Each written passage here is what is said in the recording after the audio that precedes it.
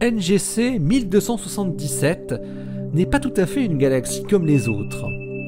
Une étude détaillée de ces étoiles vient de montrer qu'une fois formée il y a environ 10 milliards d'années, la galaxie n'a plus évolué.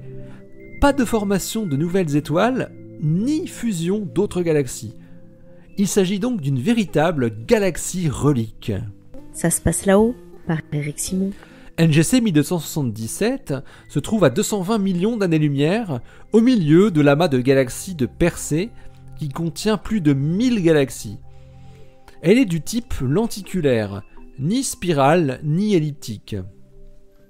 Ignacio Trujillo, de l'Instituto de Astrofísica de Canarias, en Espagne, et son équipe, qui publie leurs observations dans Nature cette semaine, montrent que NGC 1277 contient 2 fois moins d'étoiles que notre galaxie, mais est 4 fois plus petite en taille. Ce qui permet de savoir que NGC 1277 est une galaxie relique est la nature de ses amas globulaires.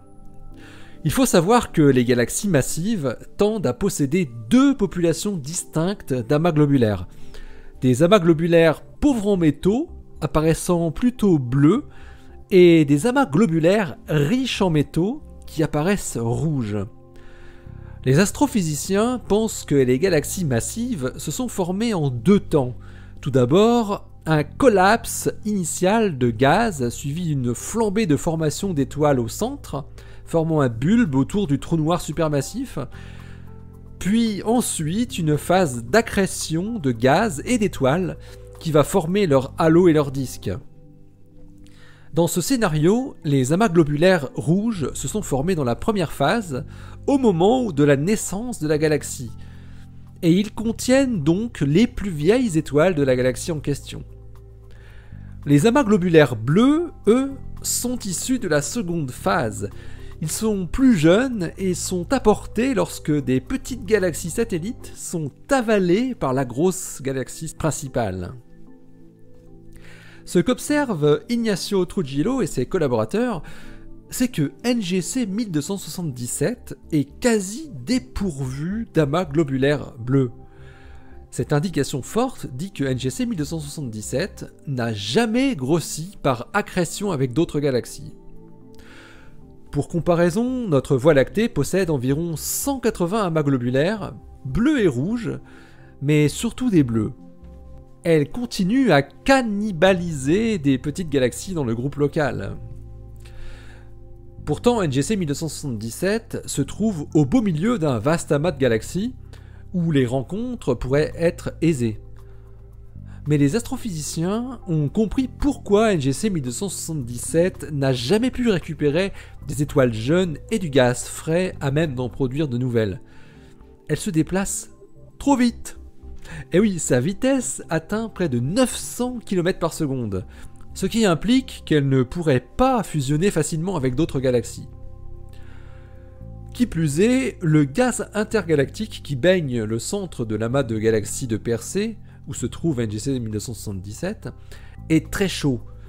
Trop chaud pour que des étoiles puissent s'y former par condensation. NGC 1277 a également une particularité. Son trou noir supermassif fait 17 milliards de masses solaires. Il est théoriquement beaucoup trop gros par rapport à la masse totale de la galaxie. Le scénario préféré serait que le trou noir supermassif et le bulbe de la galaxie se seraient formés simultanément et la population stellaire se serait rapidement arrêtée de grossir et de s'étendre par manque de gaz, restant dans son état compact primordial. Bon, il serait tentant de lier la masse étonnante du trou noir avec la particularité de la population stellaire de la galaxie, mais les astronomes ne vont pas jusque-là. Ignacio Trujillo et ses collègues ont tout de même simulé des histoires de fusion galactique possibles pour NGC 1277 et trouvent que sa masse totale en étoiles actuelle ne peut contenir au mieux que 10% d'étoiles provenant de phénomènes de fusion galactique. Ce résultat indique par ailleurs que les amas globulaires bleus sont bien une signature d'interaction de galaxies pour les galaxies massives de l'univers local. Les spécialistes estiment qu'une galaxie massive sur 1000 doit être une galaxie relique, du type de NGC 1277. Ils les surnomment d'ailleurs les Red and Dead, rouges et mortes. Ces galaxies, situées relativement proches de nous, sont très intéressantes à étudier, car elles offrent une vue inestimable sur les conditions de l'univers primordial, sans les parasites apportés par des fusions galactiques successives. L'article de l'équipe... Allez, d'ici la prochaine, portez-vous bien, restez bien les yeux vers le ciel, et les pieds sur terre. Hein ? Allez, salut !